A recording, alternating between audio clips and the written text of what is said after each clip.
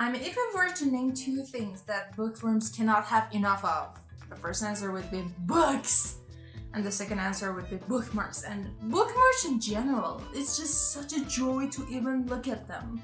Yeah, buying them and just purchasing something you see that just resonates with you is so fun, but so is the process of creating them. But first, what do you need? Of course, water, and you also need some sort of cheap watercolor. I'm putting emphasis on cheap. You seriously don't need anything fancy that professionals use. I know that art supplies can be really expensive. This one that I use is made for kids, but it's been working quite fun for these sort of arts. But here's the deal. If you've tried watercolor and normal pages, you know that the water is going to mess up with the texture of the paper. I know that there are cardboards or paperboards that were specifically made for watercolor, but what I personally use is 450 gram Fabriana cardboard, because the denser it is, the less the paper would arch when you apply the watercolor in them, which is a big issue when they're supposed to be straight enough that could be put between the pages and wouldn't like harm the spine of the book. And of course, paint brushes. We don't need that much detail, so go for something medium.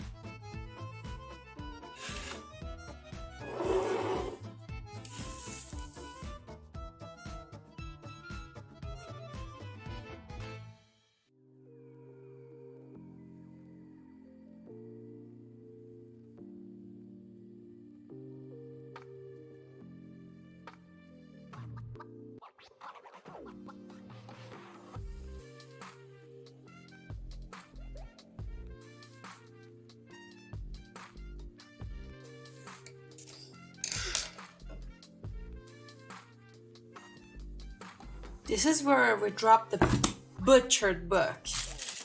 You know, something that you do not use, because we're gonna use... You could still use the ruler to make sure that the line you're going to cut is going to stay straight.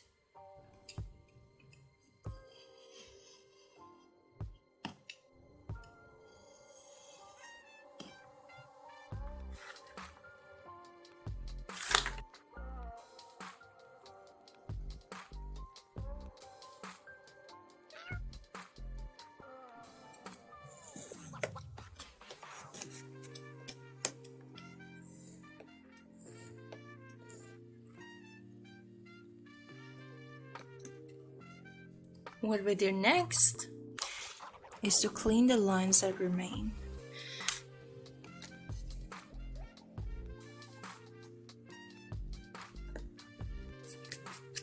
You know, when you're using watercolor, if there's any sort of pencil trace on it, it's going to just stay there and it's going to be glaring back at you whenever you look at it. So use the clean side. Pick a weapon from your arsenal and dip it in water. Now here's the most tricky part. Make sure you will not dip your paintbrush in your glass of water. I've done that before. Start from the lighter shade. But you know, because the top is supposed to be the lighter part, just start brushing from the lower.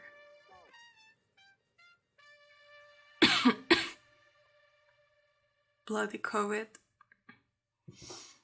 So, and then we move to something a little bit a shade darker.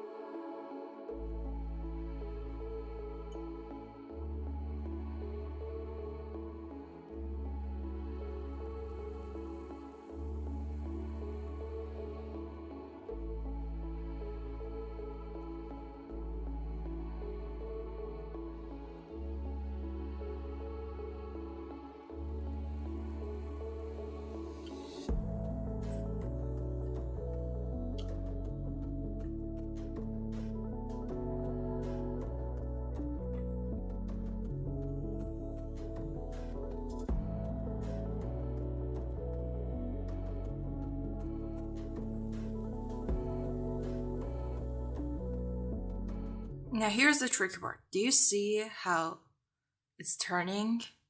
And it's going to get even worse if I'm not gonna do what I'm going to do next. Okay, especially if it's the cold season, something you could do that could make the process of drying out quicker is to put the bookmark on a heater. But you can still manage without like having that arch by placing something heavy on it that would cover it all and making sure it stays that way.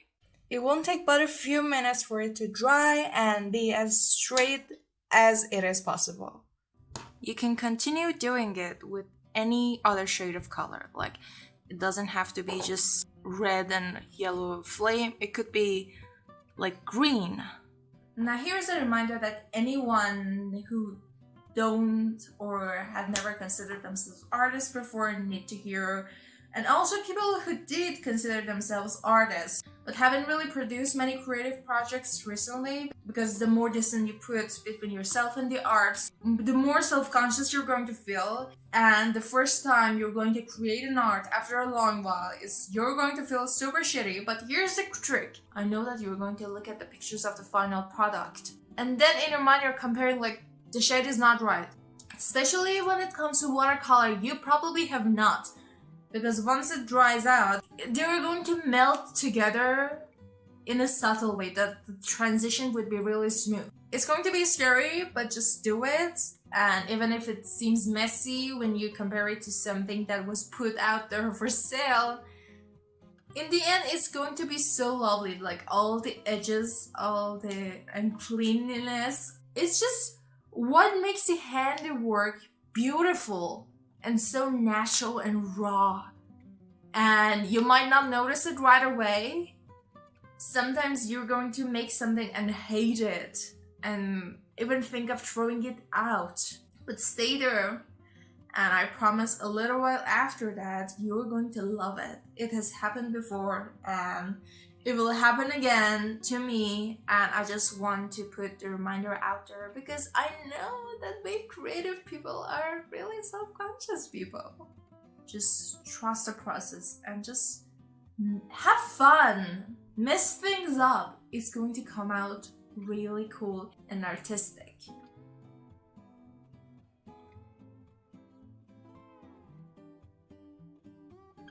It will take but 5 minutes for that to dry out, and while it happens you can fiddle your beautiful painted fingers. So here's the result of the first two that are put directly on the heater. And you can see exactly how even this one, that the paper was really arching, looks straight. But it draws the question that what should we do if it's not winter, if we don't have a heater nearby? You remember the same book that we wanted to get rid of? It's one of those books I use for university entrance exam preparation. So here's what you do. You put them inside a book because you know the papers are going to protect it. And then you shut it, put something heavy on them. Here is the other ones. This one is the green flame, and then the other one, yeah.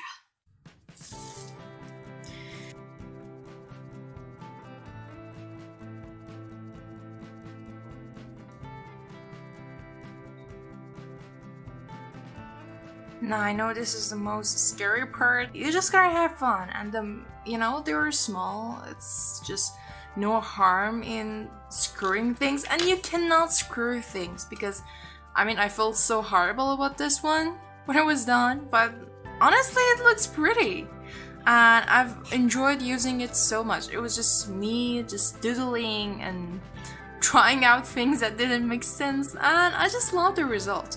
So just have fun and choose whatever font you want, whatever coat you want.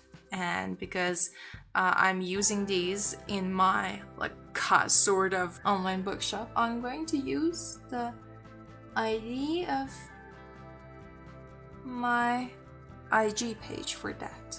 This is my subtle branding the back of the bookmark I'm going to send with the books I'm going to sell.